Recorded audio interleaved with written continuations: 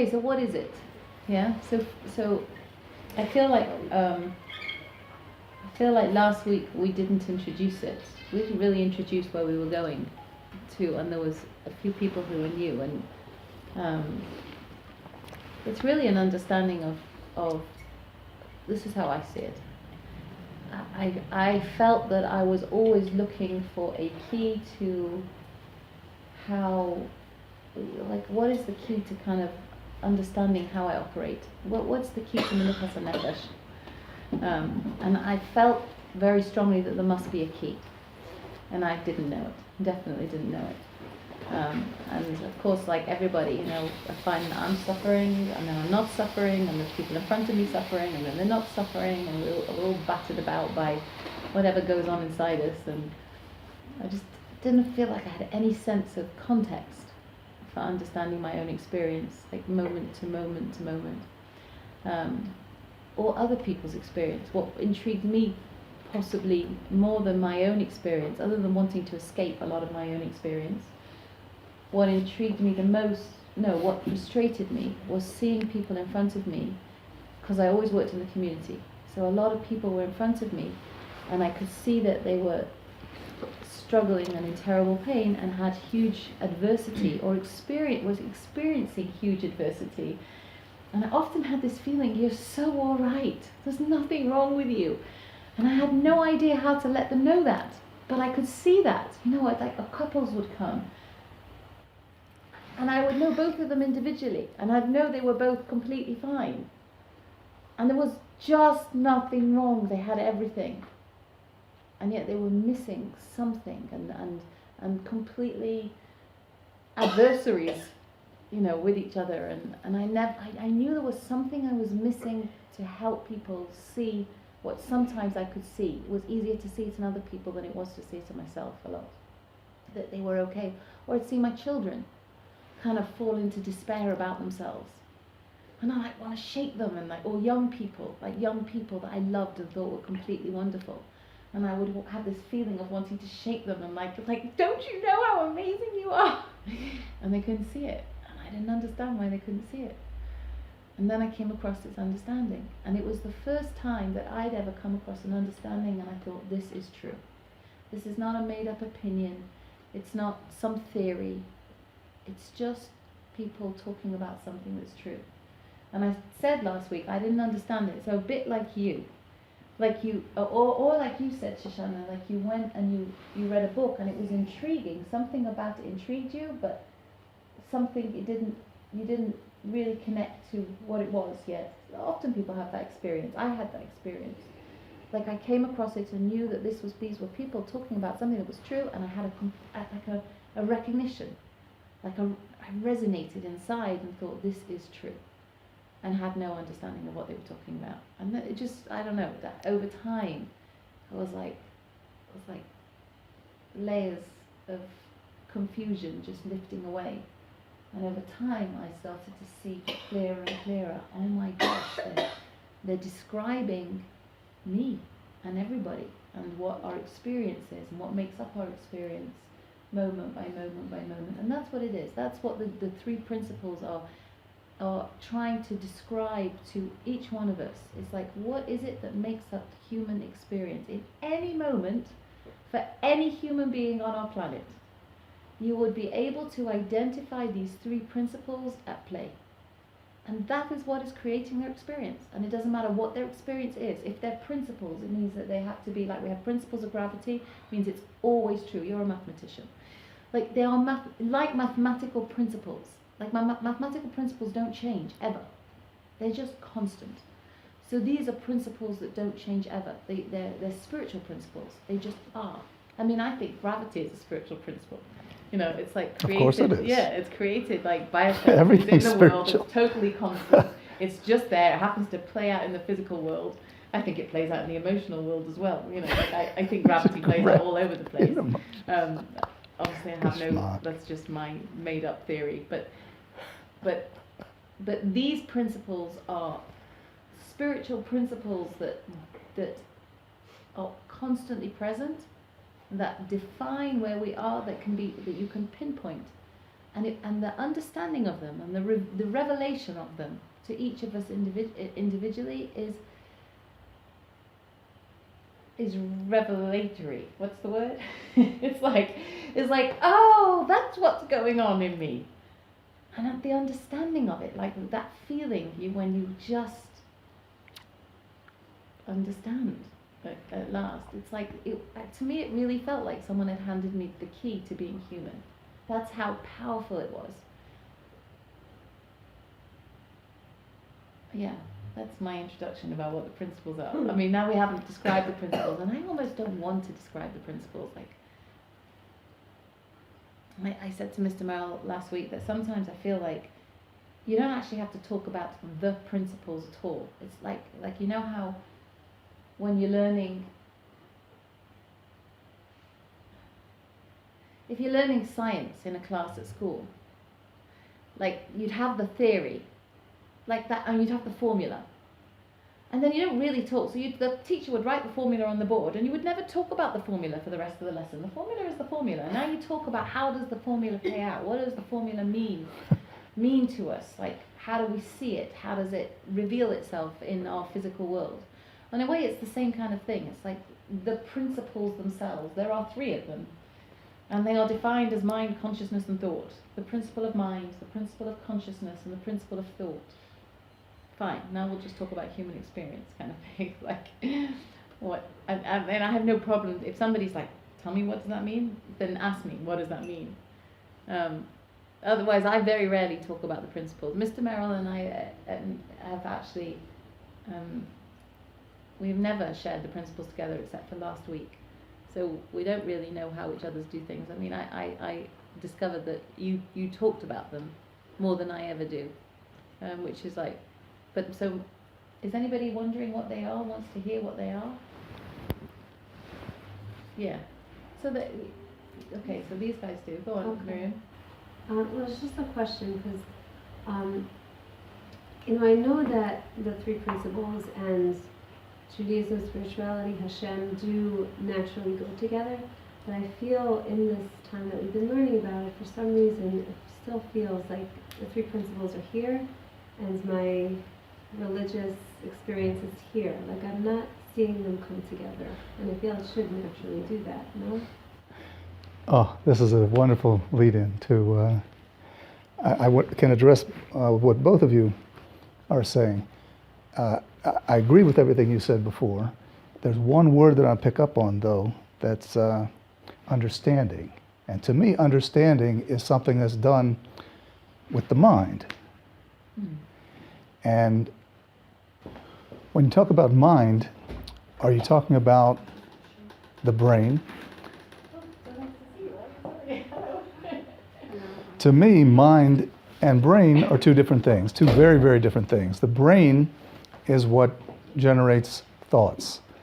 There's brain, personality, ego. All those are biased things. They're dependent upon the individual's viewpoint.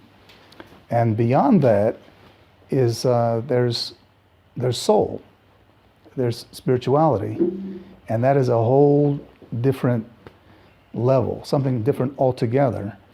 And that's why I take exception a little bit with the term understanding, because I don't understand what a neshama is. I don't know what that is. I know that I believe that I am one, but I don't know what a neshama is, and I don't know what HaKadosh Baruch Hu is either. So addressing your question, the 3 principles definitely has a makor in the Torah. Everything has a makor in the Torah. Hafach ba shekula ba. Flip it over, everything's in the Torah, that's for sure. It's just different words to describe the same thing. Sidney Banks used the term mind. They talk about universal mind, the mind of HaKadosh Baruch Hu. It's the creator, whatever you want to call him, God, the creator, the oneness. It's all the same thing. Totally ruchani, totally spiritual, and we have no idea what he is, how he runs the world. And we see his actions, but so cloaked in mystery, and a neshama too. We don't have any idea. So this is principle 3 is thought, and that's where people get really stuck because they think their thoughts are real. And Mrs. Broder spent a lot of time last time talking about thoughts and how our thoughts are what really lead us astray. So, principle number 2 to me is who I am, and that's a soul. And that's really great because I'm infinite, and HaKadosh Baruch Hu is infinite. Obviously, He created me, and He's keeping me, He's keeping all of us going all the time. And that's Yiddishkeit too. Although it's Kodem LaTorah, which Sidney Banks was a non-Jew, and he came to these amazing insights, these spiritual realities of the world, let's say, on his own without the Torah. So I don't know if that addresses what you were getting at. What? He said he came to these really, he's a Chachma Goyim. Well, that's very interesting you say that. It's definitely true. It's a Gemara. You're saying a Gemara. There is Chachma by the Goyim, but this is not Chachma. I wanted to say this in the beginning. We talked about in the beginning. I want to say that this is not the 3 principles. Are for those of you who are not familiar with 3 principles. It's not like anything you've seen before. It's not like anything else that is out there. It's not psychology. It's not a methodology. There are no steps to it. There's no practice. Like she was saying, it's just a reality. And accepting accepting the reality is what we're really here for, right? If I'm living in a fantasy land, then, what am I doing with my life? What's going on there? So I'm reading this book now, Holy Woman by Sarah Lugar, and it's amazing. I've read it in Chaya Sarah Kramer, and I'm trying, Tzaddikim and Tzaddikot who get to certain levels. I mean, I don't think she used the language of the 3 principles, but something about her from what I see I'm trying to bring together is that, like, let's say she had 2 pieces of jewelry and it wasn't even a thought to give it to a complete stranger person for his kala, because she was at a point where she didn't see any separation between her and another Jew, person. Like, they were one. It was just, they were one being. It wasn't even, and so when I think with learning the principles is it's bringing us to a place of oneness. So this is where I'm trying to connect the 2. But if many people in Judaism who connected to Hashem haven't, or maybe they do use the 3 principles, just not in that language, I just, intellectual, spirit, I don't know, maybe my question is kind of... I think, Miriam, anybody from the beginning of time, anybody who has lived with the ability to be able to see how things are as a human being, to see what it is, to see what is true about our moment by moment operation in the world, has seen the principles, these principles. Principles is like, it's just a word. That's right. It's just a word. Like it doesn't, there aren't 3 principles. It's an attempt to describe, I'll tell you what it is. Let's answer your question. It's an attempt to describe that there is a spiritual intelligence that seems to be beyond, within that brings everything to life in every moment. That is everything. Ein od milvado.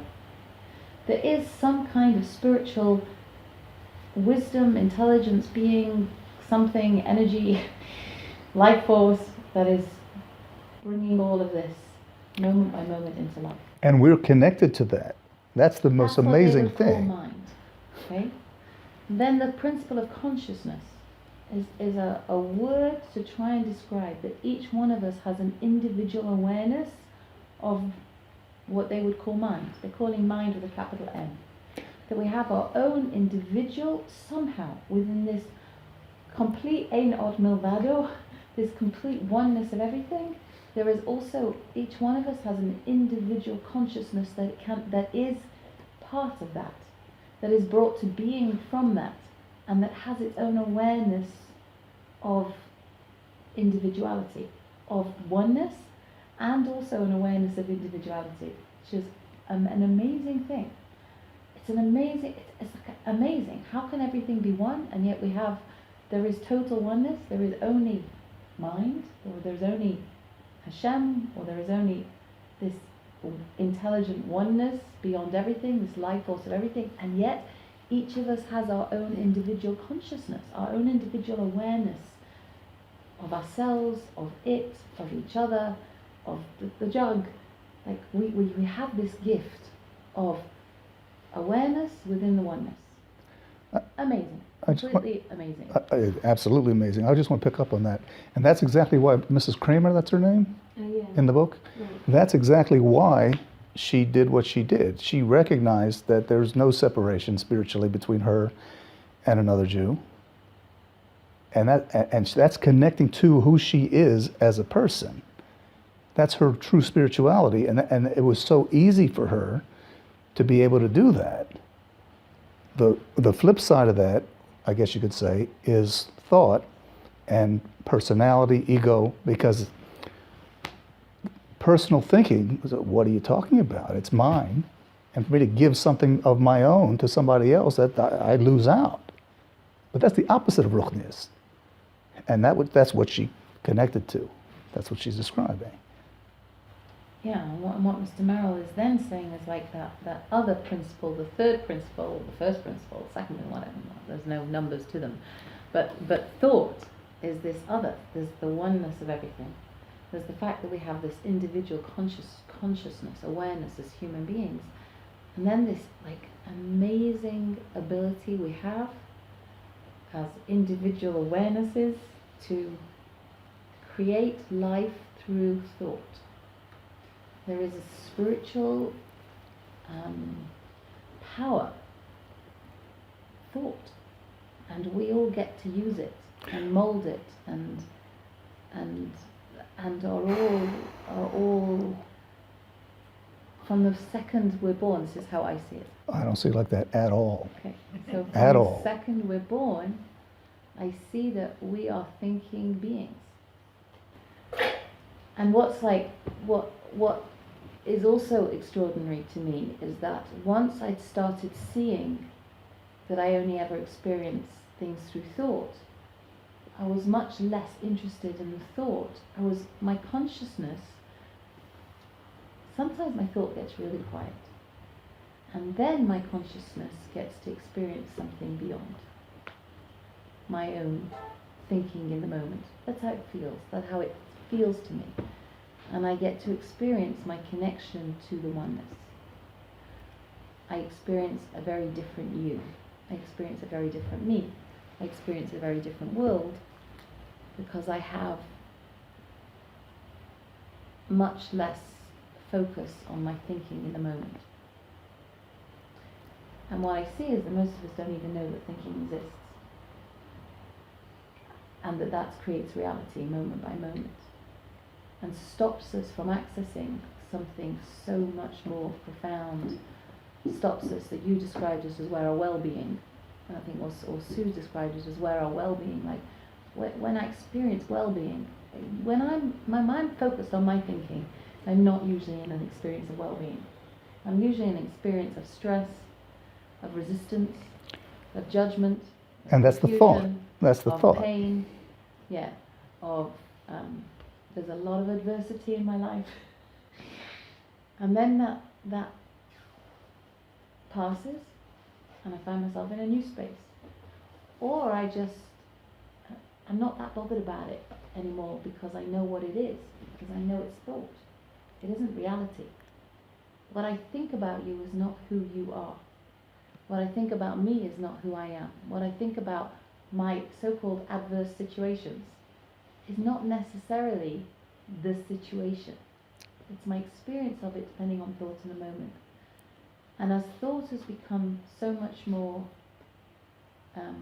visible to me, which is what happens when somebody was kind enough to point out to me that it was even there, because I didn't know it was there. it's like I'm very suspicious of it now. I know that it is what stops me from being able to see something in its truer form. That's how I see it. Like I see us and feel the oneness of us and the sameness of us and the humanity of us, or the beingness of us, or the spirituality of us, and the awesomeness of the world moment by moment when I am not taking much notice of this stuff that I generate moment by moment. And now Mr. Merrill will tell you how he thinks of that, because it's obviously, he sees it differently. No mind. How do you stop thinking? I mean, thoughts go on. Oh yeah, no, you can't stop thinking. I'll address that. Yeah. As you continued, I came to agree with you. The only exception that I have is we don't create our thoughts. That's for sure not. The thoughts are coming from HaKadosh Baruch Hu directly. The good thoughts, the bad thoughts, everything is coming directly from HaKadosh Baruch Hu. We don't create them, and we also don't mold our thoughts. And we don't have to, and that's really great. I can look at the thought and say, is that something that I want to keep in my head or not? And that's my choice. That's the Bechira that Moshe Rabbeinu is talking about. I can say, when a bad thought comes into my head, I can say, hey, that's not me. That's just a thought. And I can just let that go. Al Pi Chasidus, you can even more. You can say even more. By appreciating that is coming from HaKadosh Baruch Hu, even that bad thought, that challenging thought, and I'll tell a story in just a second, that happened to me tonight with my wife. That bad thought, that's not, I appreciate that that's coming from HaKadosh Baruch Hu, and that's my challenge. And I embrace that. And I thank HaKadosh Baruch Hu that he gave me such a challenge. That's a high madriga. That's Al Pi Chasidus. So, I'm going to bring this into the, you mentioned the term reality, and that's a lot to talk about on that. But in terms of like brass tacks, feet on the ground here, like day-to-day living, I'll take a step back. The three principles I was mentioning to Mrs. Dalton before just changed my life from A to Z. I was in a very, very bad place before. As I mentioned last time, I suffered from chronic fatigue syndrome for 4 years. I couldn't work. I was to the point where I couldn't even stand up for more than 5 minutes at a time. I felt as if I had like a 100-kilo lead weight on me the whole time. I suffered from, I had anger problems. I had arrogance problems. And it was horrible. It was absolutely horrible. So when I came to the three principles, I realized, just like Mrs. Broder was saying, that feelings come from the thoughts, and the thoughts are just that. It's not who I am. So the examples is this that happened tonight. My wife went to buy a birthday present for my daughter, Devor Bela, down at the Merkaz. And I wanted to buy it on the internet because I have more selection on the internet, and I can get a lot more details, and probably get a better price as well. So she decided that she wanted to go down there and buy it, and just buy it. And she didn't ask me if I thought that was a good idea to do. And she went and she bought something that I didn't think she would have bought, that she should have bought. And I got upset about that. And the whole thing was utterly silly and ridiculous because it was just my thoughts about that. I felt insignificant, like my thoughts were not important, like I was not important, which is ridiculous. It's all just thoughts in my head. And a year ago, even, I would have just gotten very, very angry and like, it would have been really horrible. absolutely horrible. And my response this time was I was upset. I was clearly upset, but only maybe 1/4 or less than what it would have been before. And I calmed down, and I didn't scream, didn't raise my voice. I calmed down in about 10 minutes, and that to me is an amazing spiritual accomplishment. I guess I could say it like that, and I'm really proud of myself. And that's what the three principles have done for me. And Can I ask you about it? sure, anything you want. Can I ask you, like, what is it that you knew? You got upset. But what is it that you knew? Can you share with us what is it that you now know that you didn't know before that enabled you to calm down so quickly? What is it that you see now that you didn't see a year ago? Exactly this, that it's just thoughts. And the thought for me is my personal issue that I'll relate to you, that from the time that I was very, very young, my father did not, I felt that he did not spend enough time with me. And if my father doesn't spend time with me, it must be that I'm not worth spending time with. So I've walked around with this for 50 years almost. And it's led to not applying for jobs with big companies, self-confidence problems. I've basically had no self-confidence at all for my whole life until very recently. But it's all masa soton, in the words of Robert Parker. It's ridiculous. It's all just thought. That's exactly it. I realized that it's just a thought, and the thought is, for me, that she doesn't value me as a person. She doesn't value my opinions, and I just not worth like relating to, whatever, however you want to describe it. But that's ridiculous. It's utterly ridiculous. That's not who I am. So, because I want to point out, like you say, how do you stop the thoughts coming? So that's You the can't. thought. You I am can't. not worthy enough. The thought that Mr. Merrill, no, he didn't change his You don't have to change it. No, that's what I said before. You can't mold the thoughts, and it's too much work. And you don't have to. And you don't have to do it anyway, and it doesn't work. Just by knowing that it's only a thought, it's going to just go on its own, because the time goes by and things are changing all the time. I'll tell you there's a Rav Shaul Rosenblatt in England, who is a very big person. I considered him to be one of my mentors. I'm reading one of his books, even though I'm just getting to know him. I heard them speak in Yerushalayim recently too, which I'm going to say a couple stories about that in a minute. But I heard him say on a video, he said that he was as a Rav, people would come to him for Shalom Bayis issues, problems, and ask him, what do I do? We're having a hard time at home. How do we deal with things? And he used to give some eitzes. Say this, do this, don't do this, etc. And then when he came to three principles, he saw it doesn't go. It doesn't go, because, in his words, if a person's upset, it doesn't matter what tools you have, what techniques you use. The person's upset. What are you going to do? Like you're saying, the person just has to calm down. That's addressing what you're saying. The person just has to calm down, and it takes however long it's going to take. It could take a couple of minutes. It could take a couple of hours. It could take a couple of days, whatever it is. But when a person's upset, what are you going to do? The person's upset. Nothing's going to work. I was just amazed at that. Does that answer your question? I found that Gives us power. I found that sometimes you're in a dark headspace. There's just a lot of thoughts in there that are stopping me from seeing anything but darkness, and therefore feeling anything but darkness. And I would quite often find myself in a position where I would be battling, because nobody likes that.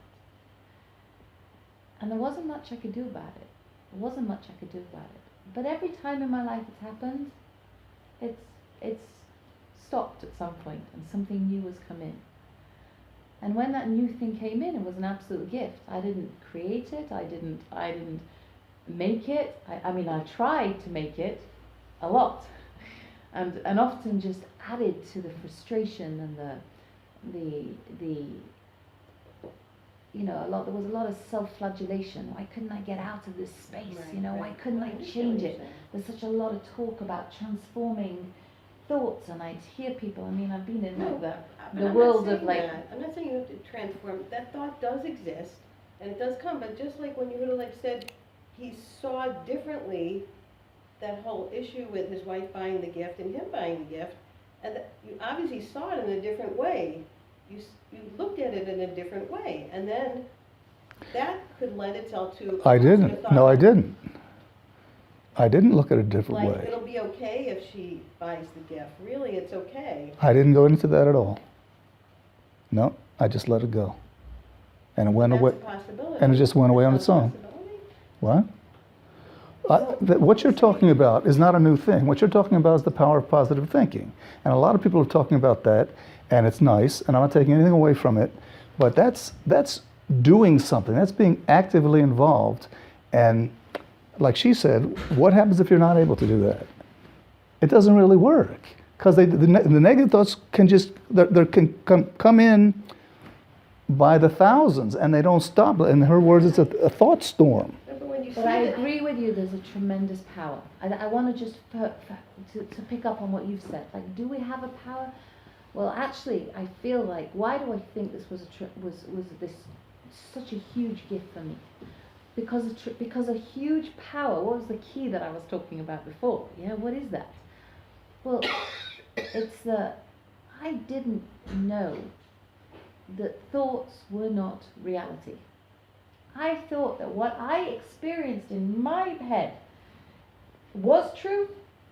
If my wife did not ask me and did not listen to me, it's because she doesn't think I'm worthy. I am not worthy enough, that's true. I had no gap between my understanding of who I am and my ability to think. The gift I have of using thought. I now know, because I have seen so many times that my thinking is just like an illusion I get to watch moment by moment and live through So moment by moment. when you have that awareness, Yes. then The But your power thoughts of are awareness, different, the power right? when there's like a distance between me and my Right. thinking. It's funny because like my closest friend Ruth is sitting in the back. Now Ruth and I can talk for hours about how miserable we feel, right? About how miserable we feel. Hours, hours and hours and hours we can talk about it. And there is something always when I'm involved in a conversation like that is like, ugh, this is just pathetic. Because I'm not really in it. Like, what I'm doing is giving voice to a lot of stuff, and I know it's just a lot of stuff. And sometimes it's kind of fun to give voice to it, or not, with my friend Ruth. It's often not much fun, truthfully. I know I'm doing it. There's an awareness I'm doing it, and it doesn't, and I'm kind of in the grips of the reality it creates in my feeling in the moment, and yet there is always something beyond it, almost always, something beyond it that knows this is just me being ridiculous. And that's Silly. you. That's your neshama saying there's that. there's where I truly am, the essence of me. I can't even, everybody has their language that speaks to them. I know there is a vast, infinite essence of me that watches my thinking and watches me go through the experience, the roller coaster ride that my thinking creates for me on one level, and is not really that bothered by it. Thinks it's a little bit pathetic, it's a little bit sweet, it's a little bit painful, it's all very temporary. It really is not worth the notice we're giving it right now. because it's here now and it'll be gone in a few moments' time or in an hour's time, or like it's not part of what's really true. And it's just that knowledge that I am not this, and the experience this is creating here in my heart, or in my sweaty palms, or in my, in my tense neck, or whatever it is. Like all of that is just the response I'm having to the stuff that's happening in my head in the moment, and that's not the real deal. That's not where the real action of life is. It's just the thing I'm going through in the moment. But as soon as you have that's that, powerful. As soon as you have that, then obviously your thought is positive. Of course. Of course. So you are. No, I can have an When you have awareness. that awareness. I can be stuck in a slump and still have the awareness. I'm just stuck in a slump. I'm still there in a slump. And I know I'm just in a slump, and I don't know how long it's going to last. 10 minutes, an hour, 2 hours, a day, 2 days, a week. I have no idea. Oh, it doesn't normally last a week anymore. It can last a whole day. I can have a whole slumpy day. And in that day, there's usually ups and downs of the day, but, I can categorize it as a slumpy day. And even that's okay now. It's like, it's okay because I'm okay.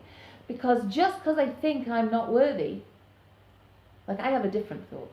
Everybody, we all have them. We all picked up our own equivalent of Mr. Merrill's I am not worthy enough thought. Mine is, I'm just a small person. How do you That comes tackle- up again and again and again. And I know it's like, oh, hello, you're doing your thing again. I know it's not true. It's How not do you true. tap on that awareness? What did you How do say? tap on it? How do you what? How do you How tap do you on what touch on it? awareness? On what you said, that this is not me. I'm better Oh. than this. Oh, so that came to me through exploring what people call the three principles. All I did was explore it. I just explored the understanding, and I was interested in how it related. Is it really true what they're saying? Is it really true That's what I think she's saying. With the process, you're from going from a place of being in your mind, being into awareness, you're asking Yes. yourself a question. That's right. You're asking a question, is this true? And that creates a shift. You may not get out of your bad mood, but it definitely creates. So I'm never asking a question, is my thinking that comes up in my mind true? You're not I never ask conscious- that not question. consciously. I ask the question, is it true that my experience is coming from my thinking? That was the question that was so mind-blowing to me. Is that true? That my thinking is not necessarily reality, it's just my experience of reality, but it doesn't mean that it's really reality. Just because And what is reality? Although This is it's where I want to go. creating your What is reality? Because It's creating my negative thinking experience does of reality. experience- Yeah, your bad always, experience, always, negative- always, 100, absolutely. Hold on a second. Experience is experience. Experience is what we experience through our five senses. We have five senses, and that's one way of going through life. But when you use the term reality before, the true reality is spirituality. That's just what you were saying before. The true reality is our neshamas. That's who we are. That's real. And HaKadosh Baruch Hu is the reality. Torah is reality. That's only reality. There's nothing else that's real besides that. And that's very powerful. In other words, I call that transcendence. To address what you were saying before, if I'm in the world of thoughts, I'm looking at, is it a positive thought? Is it a negative thought? Can I influence that thought? Can I mold that thought? That's being inside the room. I'm not saying you can mold thought. I'm not talking about molding thoughts. Okay? I'm just saying that when you come to that awareness, then your thought does shift. Of course it does. That So that's your gufa. thought. That gufa is the transcendence. That's not a thought. I don't call that a thought. I call that I don't know. or if you want to say a neshama thought, let's say there. That's a spiritual thought. That's not a brain thought. An insight Okay? that comes, Inside. I mean, you're saying it all comes from Hashem, but That's for sure. there are different kinds. There are thoughts. I call it two different kinds of thought. I think that's what Sadie Banks would say too. Universal mind versus thought. No? Yeah, consciousness, talk about it thought. in different ways. People talk about it as like personal thought, universal thought, It's God transcendence. thought. Like, I don't really know that. I do know that as human beings we feel a difference. Right. And I do Because know it's that- transcendent. That's right. To me, I'm trying to be very simple. I am very simple. There is non-transcendent and there's transcendent. I like the Yiddish way of describing it. Like, the Yiddish word to describe an insight is Einfall. Like, it's like it, which, and the translation of that is a falling in of. And that's what it does feel like when you have that new thought that feels like fresh and clear, and it feels like it falls into me. I'm not grinding over, like I often feel I'm grinding over my own stuff. You know, like we had a whole like grindy conversation today about shidduchim. You know, like round and round in circles, like you know. Okay, that's just what human beings do every now and again when we get really silly, you know, and it's fine. It's like, it's not a problem. I'm not judging it in any way. It's just what it is. Yeah, it's just what we do. And then there is a different kind of like, sometimes that a snap into something else. It's like it falls in and you're just like in another space. And that's always a possibility. I know that in any moment that can always be a possibility. And I think my favorite line that certainly spoke to me so enormously and continues to, that I learned from this understanding, was one by somebody called Dr. George Pransky, and he said that you learn to become more gracious with the lows and more grateful in the highs. Oh, that's very good. It's like, I'm kind of not like responsible for either of them. They're going to come and they're going to go. But I am much more, that's what it is. I have a much more of a graciousness when I'm in the low stuff. And I'm stuck in this grindy personal thought stuff because it has a context now for me. It isn't real. It's just me doing what I do because I happen to be born into human existence and we think. Well, I think and I suffer, you know, that's just what I do. But it isn't, it's like I understood that, but because I think it doesn't mean it's true. Just because I think it, now I see clearly because I looked again and again and again and started to see, oh my goodness, this is the way it is.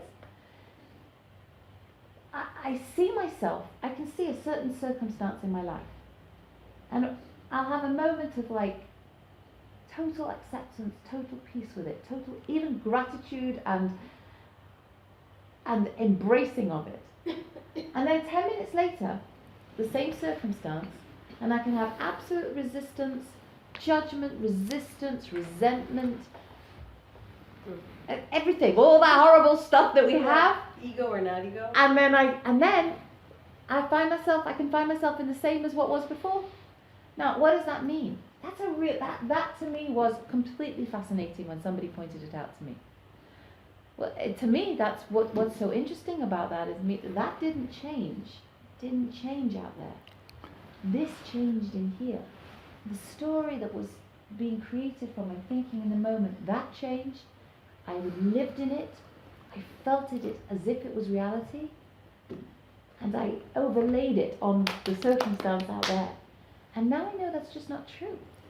The circumstance out there is perfect. It gives us exactly what we need in every moment, and the only thing that can separate me from that knowledge and the connection to that truth is my thinking in the moment. It's like it puts a barrier in between me and my ability to see it, to feel it, to be connected to it. Okay, that's okay. I just lost connection to what's true right now. But the knowledge that there is a truth beyond my own thinking and feeling in the moment is massive. And that's what I think that that moment of Einfall, that moment of new thought, brings me closer to being able to see what's true again. And truth is always, when we're in line with truth, shockingly, there is no adversity. Shockingly. And we all get there. We've all watched people sitting in I assume we've all watched people, I certainly have watched people sitting in shiva houses, lolling like the worst of the worst, and being awed. We've seen it every now and again, the way people respond to such things. Or, I sat with a woman dying, young woman with 3 children, with a baby less than a year old, and she came to, she had an Einfall, some very big Einfall, that nobody in the room had, because everybody in the room was like, actually when you were in the room with her, you got overwhelmed with this unbelievable peace that just emanated from her, and you walked out of the room and everybody was ranting and raging and shouting and screaming and crying, and you walked back in the room and you'd be enveloped by this, I don't know what was in that room, but she had Schina. some kind, Else in the room. she was connected to, she had a quiet mind, she knew something beyond the thinking that most of us are kind of entrapped in. She knew something about truth. And I was totally, it's not about adversity I now see exists in here. This is where adversity exists. And I know that there's a truth that we sometimes get closer to and sometimes are further away from.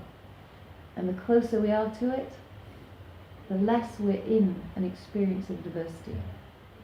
It's the way, the more I look at it, the more I see that to be true in the human experience.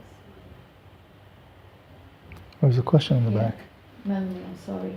No, please. I understand if any one of us, and we have a life that's mostly good. I mean, obviously it's all good, it's from Hashem. That's one thing. But what happens if, let's say, there's a lady who's got kids and they're starving and she doesn't have food for them? So in other words, she's not imagining that it's painful and that it's... But I'm saying, for example, in Lower Lane, where any of us should never have to experience such a thing. But what if she's in that place where if she doesn't give her children food, or then, God forbid, they will die? Or,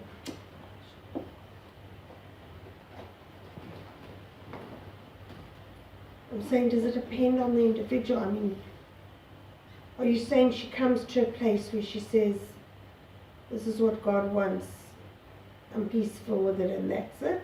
I mean, I understand that you can imply it for like many situations and somebody passing away and all sorts of things, but what if there's something that you're watching that's... He's handling that. Of course, Baruch was handling that situation. But it doesn't mean it's not hard, but of course it's hard. I can't imagine being in such a situation. It's hard for her, it's hard for the children. But who's the one who's not giving them the food? So Hashem. Okay, so he's cruel. He's got reasons for doing what he's doing. It's hard. I would say in the context Yeah. of this conversation, I think there's many ways to approach a situation like that.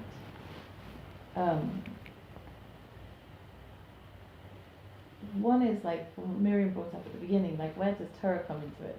Like, what are you doing watching? For goodness sake, go out and give us some food. Right. You know, Exactly. it's like, you have a chiyuv to just give us some food. Right. So that's the first thing, okay? There's a Torah chiyuv there, okay? Mm. But back to the conversation of the principles. Just if I look at my own relationship to things that are very challenging, that other people would see as challenging. Like sometimes I create challenge and there's nothing to create challenge from, Oh. like we all do. Okay? Been there, yeah. And then there's certain things that we would label as a society as, okay, this is really challenging. Now usually Torah would have something to say about it, like, it's an abusive marriage, get out. it's an abusive situation, get out. It's a situation that needs a response, like food or tzedakah, then give.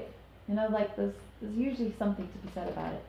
But what this is talking about is the experience that each individual human being will have in whatever circumstance they're in. And I now know, having experienced both challenging situations that other people would call challenging, having spoken to thousands of people and listened to thousands of people who have situations that are challenging over life, you know, over the period of life. And what's extraordinary is that people have infinitely different experiences of those challenging situations.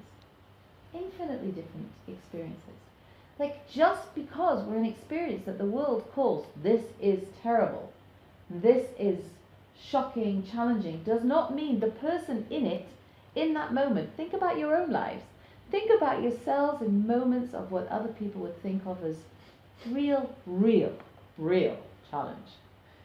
And I put that in like, and you will have had all sorts of different experiences in that circumstance. Sometimes you'll have been accepting and in peace.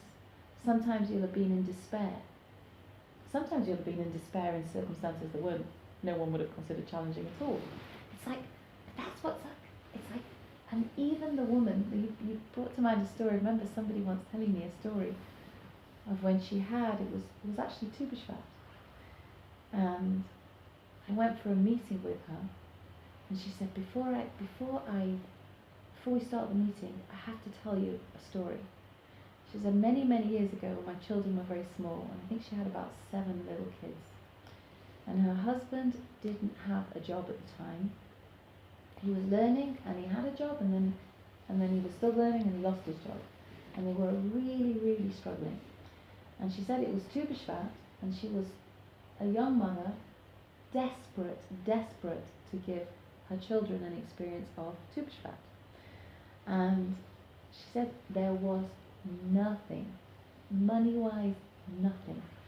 And she was being very noble and very holy womanish, and she decided that she was going to be absolutely fine. And somehow she managed to get herself into a space that she was completely okay with the fact that she had nothing to give to these children. And she said, like, as I became more okay, I had new possibilities. She didn't explain it like this, but now I'm thinking that she told me this story way before I came across the principles.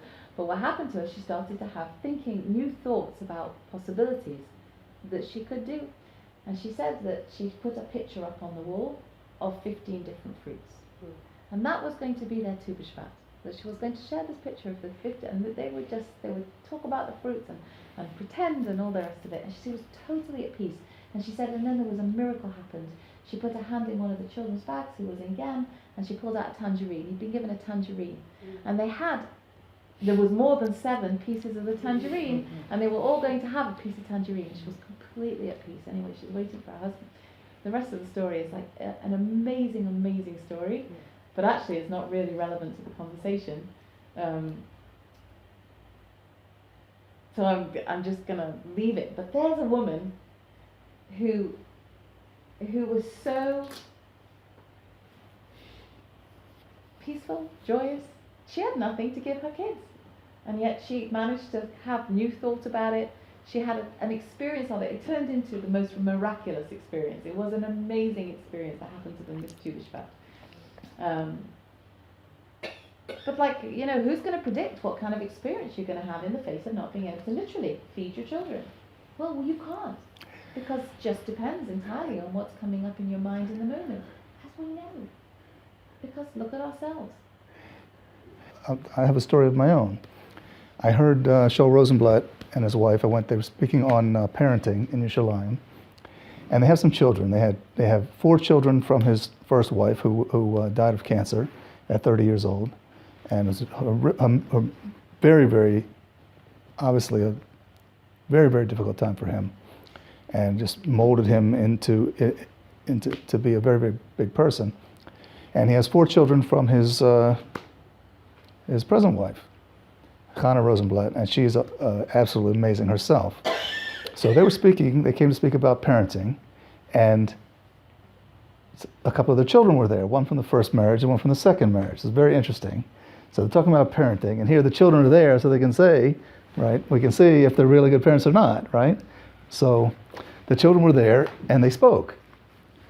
The first one, the older one, her name is Shifra Chesler, and she is the head of the co-founder of Three Principles Yerushalayim, and she told her story. She said that she had gotten engaged to a young man, and obviously she was thrilled. She met her, this is it, her beau, her husband, her zivug for life. The next day, she just went into a panic.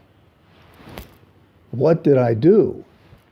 I can't marry him. What about this? And there's that. And what's going to be? I didn't check that. She was just full of anxiety and basically had a panic attack. And she went into her mother's room.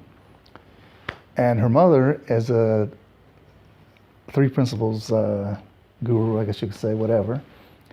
And she is cool as a cucumber, this woman. And she said to her, Shifra, okay, if you want to call it off, I understand. We'll call it off. But not in the state you are in right now. She could see that she just was not herself. She was totally 100% caught up in the world of thought. And that is not a good time to take a decision, especially on something that is so gorally, something that's going to affect the rest of her life. So she calmed down, and then they got married.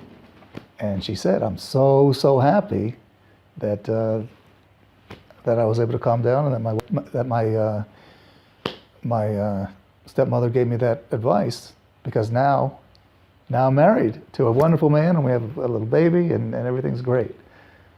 So that amazed me, hearing her story.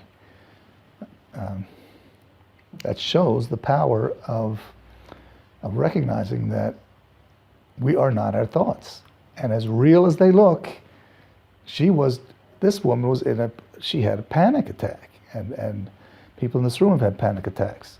And when you're going through it, it's like I was saying before, when you're going through it, that's what Shel Rosenblatt was saying. When a person's upset, it doesn't matter what kind of tool you use, the person's upset, that's just how it is. So, that was her story. What were you saying about failure? Yeah. What were you saying about What was I saying about failure? The topic of the night is adversity, right?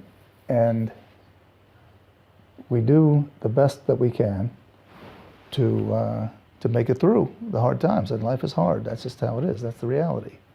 And how do we do that? I think that the way to make it through adversity is to grab on to exactly this, the second principle, that inner knowledge, the internal knowledge that I am a neshama, and I'm created in a Kadosh Baruch Hu's image, and he is hu doeg b'shvili. He gives me everything I need. He takes care of me, and he knows exactly what I'm going through. He knows all the challenges that I have. He knows how hard it is for me and everything else. As a matter of fact, he set up the situation like that as a test.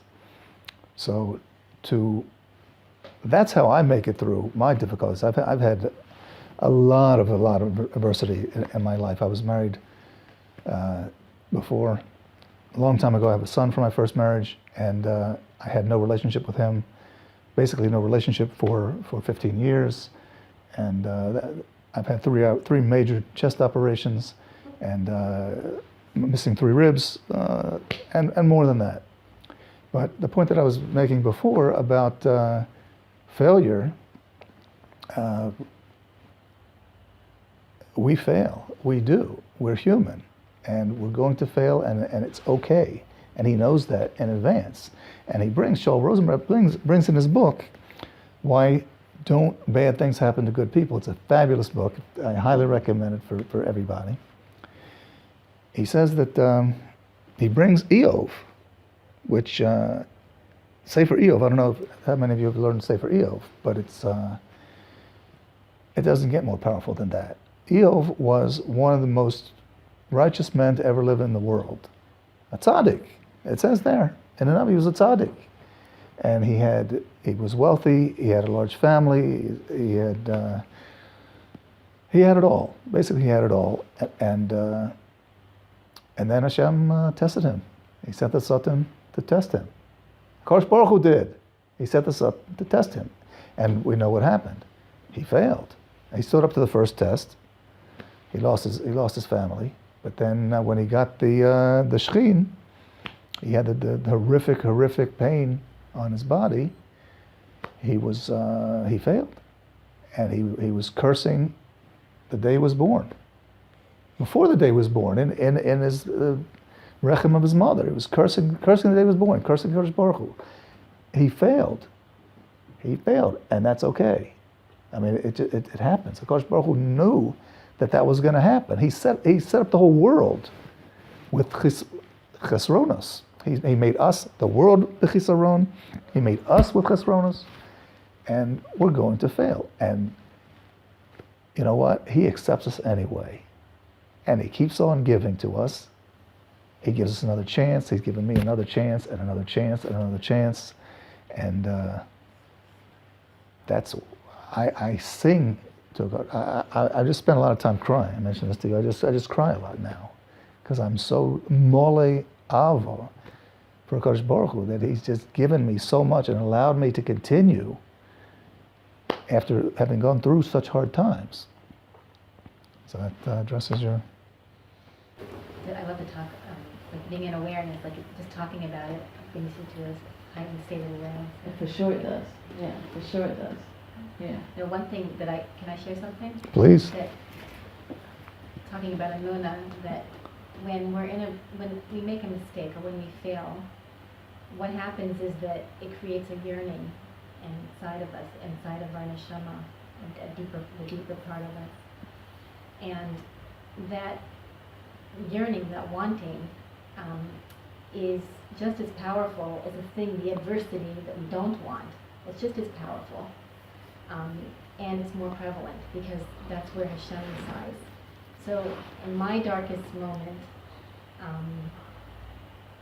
it was an emotional thing. In reality, it wasn't like, if you look about your thoughts, I knew that it wasn't something to get so down about, but I couldn't get myself out of it. And that awareness that, wait, I don't want this, and I'm pushing up against it, and it's the efforting, and I'm getting depressed and sad. And then I thought, wait a second. Every time there's a mistake or a failure, that just means that I have an awakening that I need to change directions, or I need to... Oh. And that awareness was, I had this, that there's something going on, not in my head, but inside in my neshama, a yearning and awakening, and that's what Hashem sees. That's what Hashem looks at, and that's what's going to pull me out of this. And that awareness got me out of a very hard time.